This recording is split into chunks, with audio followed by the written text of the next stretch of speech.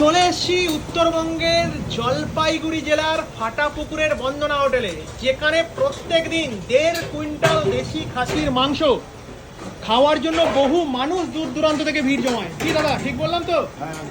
বাহ, এখানে দেখুন 1 কড়াই মাটন, এখানে 1 গামলা মাটন, আর এর পাশে কিন্তু আরো 1 কড়াই রেডি হচ্ছে নাকি দাদা? মানে আবার 1 কড়াই হবে? বাবা, শুধু মাটন আর মাটন। লোকে মাটন খাওয়ার জন্য এরকম ভিড় জমায় নাকি? আচ্ছা, পুরা ভিড় লেগে যায় এরকম, তাই তো?